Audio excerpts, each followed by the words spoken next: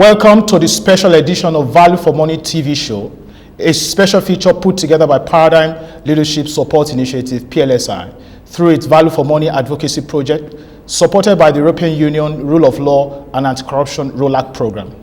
The objective of this show is to discuss key accountability issues relating to public finance management in Nigeria. And over the next 6 weeks, we will discuss delivery of social services to underserved and marginalized communities in Nigeria, converse on management of extractive revenue collected by government entities from international oil companies, as well as deliberate on issues around inefficiency in tax collection, remittance, and its effect on implementation of the annual budget. My name is Olusegun Elemo, your anchor on the show. Let's take a breather. I'll be right back.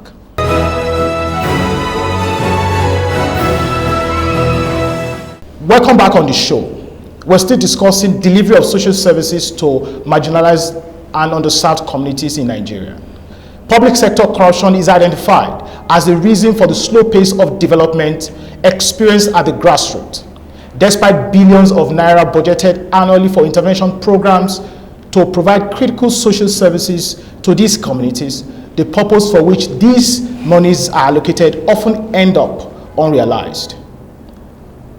While the practice had been that some or all of budgeted funds allocated end up in private pockets, the Independent Corrupt Practices and Other Related Offences Commission, ICPC, through its constituency project tracking group, initiated activities to begin looking into some of these issues.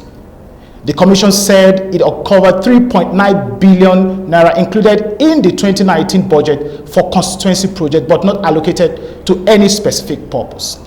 The chairman, Professor Bolaji Awasonoye, while speaking recently, said, and I quote, 3.9 billion naira is embedded in the 2019 budget, but not allocated to any project or sector.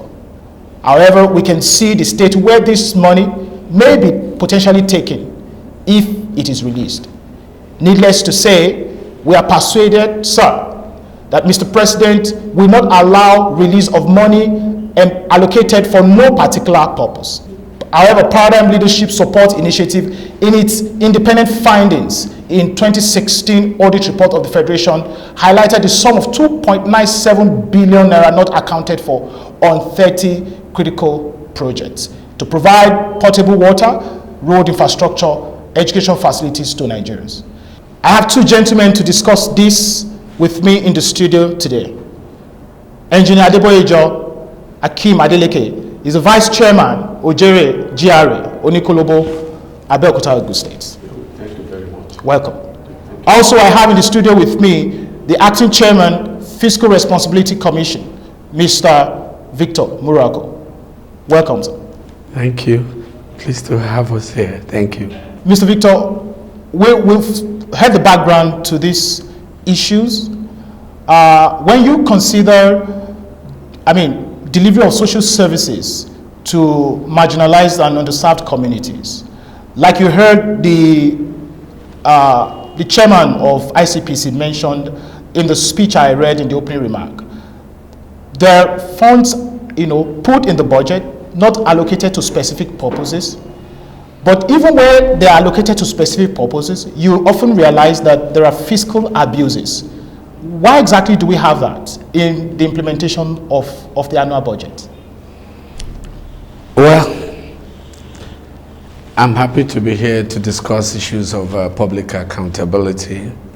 I would say that from the Fiscal Responsibility Commission perspective, we look at every kobo, from the first kobo to the last billion or trillion of public funds. Our job is part of our mandate to ensure prudence in the utilization.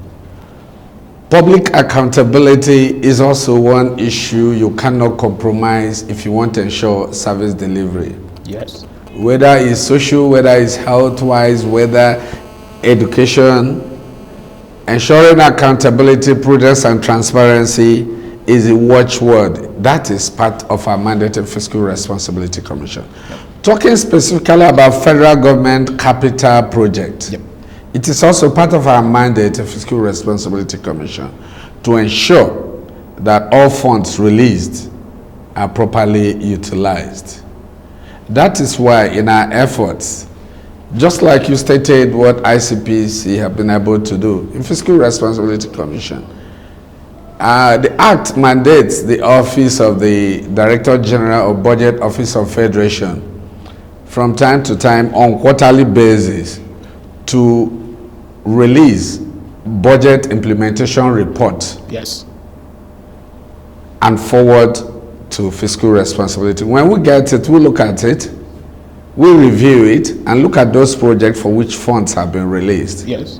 And we analyze, and then we choose the ones that really touch on citizens' interest and the ones that will affect citizens much more. Yes. You will observe that before this time, it has been a very difficult thing, even for our commission to even get that budget implementation report. Yeah. But I can tell you, and I must say it, that for some years now, about 3-4 years, there have been a lot of improvement in the release of such report. Even when it's not timeless, even when it doesn't come on time. Now you're talking about when do you? Sorry, you're talking about the budget implementation report. Now. Yes. Now, okay. Now, conclude your thoughts on that.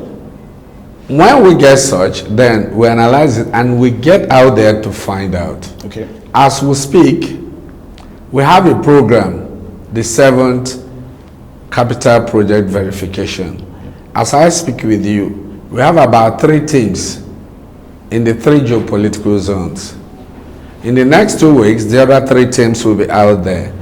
They are out to verify federal government projects for which funds have been released. Okay. They are to find out, in line with the fiscal responsibility, the utilization, whether those projects are in line, are captured in medium-term expenditure framework. Okay. And the level of implementation. Yes, we will come back to that. But I wanted Engineer Adeboye to quickly, especially with regards to needs assessment that the acting chairman mentioned. We've seen, there are some projects in your community that, as we speak right now, let me just put it in context. There was this project, awarded by Ogosho River Basin Development Authority. It was awarded in December 2012 for 383.4 million naira through an award letter. The contractor was mobilized 204.2 million naira. The project was actually to construct Bansheke Onikolobo water scheme. What is the state of that project as we speak? Thank you very much, the coordinator.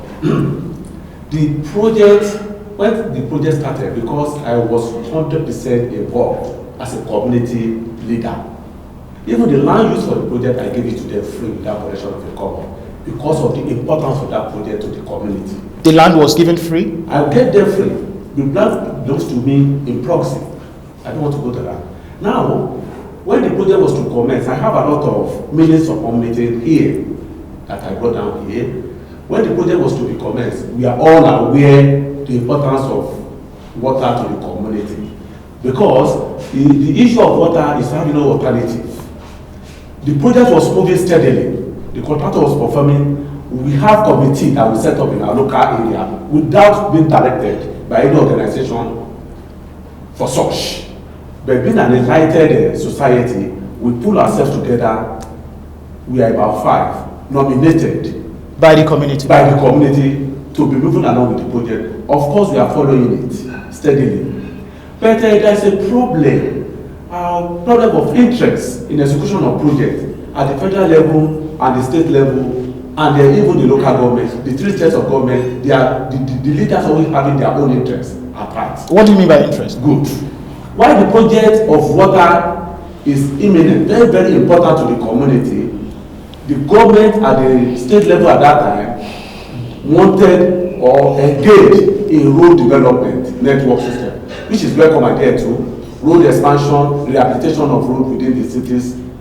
You see, during that course, because the water project was moving very steadily, steadily. But during that course, all the laid pipe that will connect from the boosting station, which is at Mancheke, to the tank, reservoir tank at Ojeri, which we saw. Well, that's about 3 kilometers distance or something like that or more. Yes.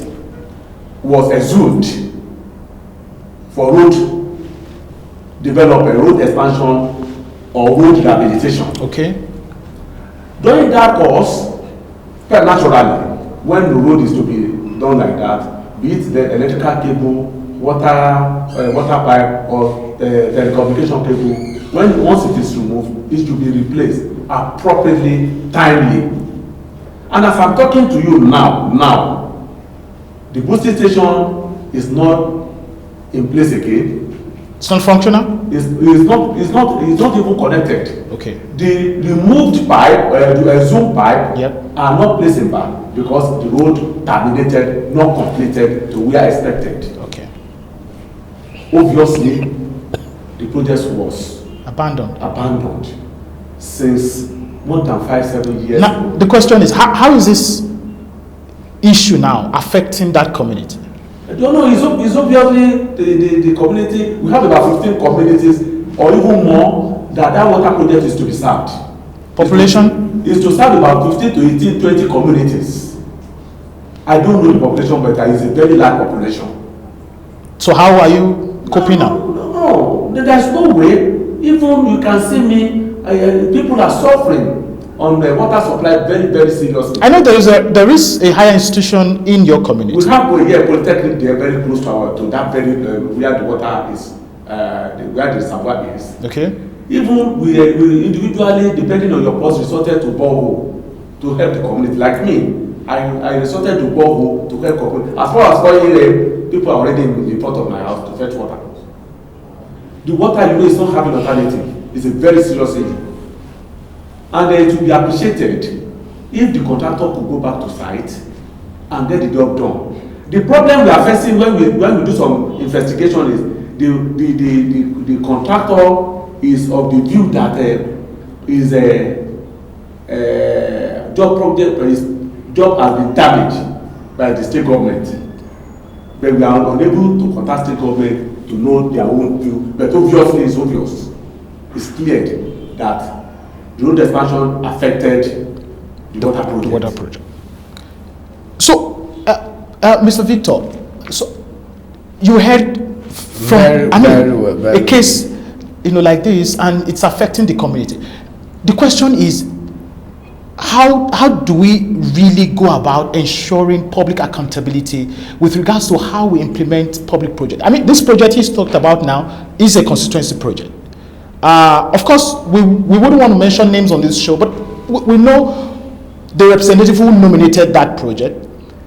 But the question is, monies are allocated, released. Public funds have been released. How do we now, because at the end of the day, the issue is this project is not completed, is abandoned, the intended purpose is not achieved, money has been taken from the federal treasury, all of that put together. How do we stop these things from happening? Yes, from the analysis of my co-guest here, I can tell you, in project management, we can say it's a failed project. But there are certain kind of issues that have been brought out of the issues he's raised. One, yes, there is need assessment. The people really need the project. And by his involvement and the association, which is the vice chairman, the stakeholders are involved. But another issue is, was there the relevant plan? Were there the necessary feasibility done, both for the water project and even the road project, which now almost is overrunning the water project? Were the necessary feasibility? Was there the environmental impact assessment of the road? And what these are kind of issues that we must look at. They are critical in conceiving capital project or infrastructure. Yeah. If this were taken care of, the water project would not have found itself where it is presently. It is likely, with utmost respect, I don't know the circumstances. I'll be interested to have the fact, but I will tell you, it is likely that, as he said, it's a constituency project. It must have been taken impromptu based on the need. Yes. And, you know, the moment, you know, political moment to site it there.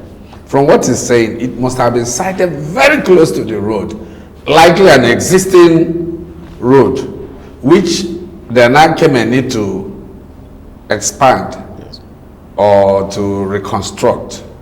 These are basic issues. That goes into capital. plan. Yes, yes. These are basic issues. That is why at Fiscal Responsibility Commission, we've been agitating that the fundamental plan, the needs assessment, stakeholders involvement. Stakeholders only does not mean the community. Yeah. Stakeholders in federal government projects should also involve the other tiers, the state and local government. Sometimes you find out where there's an unhealthy competition or rivalry between the different tiers. If you look at it, you find that maybe it's possible the state government did not want to see the goodness of that project. They decided to do that. Possibly the road must have been in existence there before. Now, Mr. Engineer Adeboyejo, the president mentioned recently, I mean, when he was addressing the corruption around implementation of constituency project, he said about 1 trillion naira had been spent in the last 10 years, and not much is on the ground. Do you agree with the president? One, and is that responsible for the level of poverty and inequality in underserved communities? Good. Now, when the president made that statement, even the National Assembly were agreed. But the point is obvious that the audit report will collate the amount of project on ground, the volume of the money, vis-a-vis the quantity of the job done. They will deduct the value of the job done from the total cost of the job. What left off is what the president is saying. It is an obvious fact. I mean, in essence, you agree with the president? Obviously. Like, for instance, look at our own, and let me just take a case study of that one as an example. Whatever that is left over that is not used. Like the Auditor General said. Like the Auditor General said. 33 million. Is a money that cannot be accounted for the projects. Okay. And cumulatively all over the country. And people are saying the government, I mean the president is not saying the right thing. And I'm sure the government is saying this based on the record given to him, either by Auditor General or Accountant General or whoever that or the group of people that are involved. The summary of it is what they are presenting. And like for instance, just a project having about 33 something million that cannot be accounted for, not talk of the percentage that is yet to be given. When you put it together, a loan on that single project can be up to, let's say, 50 million, just putting it that way. Yeah. And cumulatively all over the country where we are having about more than 2, 3, 4, 500 projects. When you sum up the sum, I'm sure it will be greater than that. Now, Mr. Victor, I was saying something earlier about whether FRC has punitive measures against some of these erring contractors. I mean, we know that there are contractors who intentionally, do we call it sabotage? Do we call it, I mean, you could see from the comments made by the Auditor General that these are deliberate acts of corruption. Does FRC have punitive measures?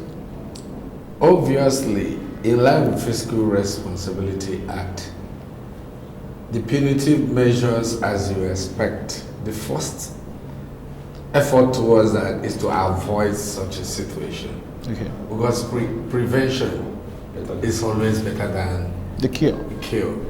That is why most times you hear about what we've done to prevent corruption. Because each time crime takes place, corruption, funds misappropriated, is usually very difficult to recover. And even if you recover, you may hardly recover everything, something substantial, because a lot of activities would have taken place. So for us, what is most important is to prevent. That is why you hear of us more we're proactive, just like I'm telling you, our people are out there in the 6 geopolitical zones trying to monitor, supervise, because sometimes we find the challenge of now engaging the officers of the various MDAs, the engineers, in the case of Federal Ministry of Works or other agencies of government. You now find our people as if we are now having issues with them. You find most times government agents being on the side of the contractors. Even sometimes when you go out there to find out, when you ask cogent questions and seek for information, instead of government representatives and the engineers being with you, synerging strength with you to ensure that it's carried, you find out that most times than often, you find them starting with the contractors. When you ask cogent questions, you find intervention from the government side. Meanwhile, we should be working together. So we are also having such challenges. But however, as in our punishment, for now, that's one of the challenges the Act is having, Fiscal Responsibility Act 2007. Yes, so it's on that note that we wrap up. But I just want you to also make your final thoughts on this. In 60 seconds, thereabout, how do we institutionalize public accountability in Nigeria? Just in 60 seconds, please. Thank you for having me here. In ensuring public accountability and prudence in management of our national resources, we all have to rise up. It's not the task of Mr. President. President Buhari alone cannot do it. We are all stakeholders in the affairs of this country. The job of enthroning fiscal responsibility, public accountability, and prudence in financial management of our national resources, we are all involved. Section 51 of Fiscal Responsibility makes it clear, and it also empowers us. What do? We as citizens should rise up, ask pertinent questions, stand with it, and push on. We don't have any other country except Nigeria. We must all make it work. All funds released must be accounted for. Thank you. Thank you very much. Engineer Adeboyejo, how do in 60 seconds, how do we increase government presence in underserved communities? I mean, there are communities who need water, education facilities, road infrastructure, and the likes. What exactly do we need to do?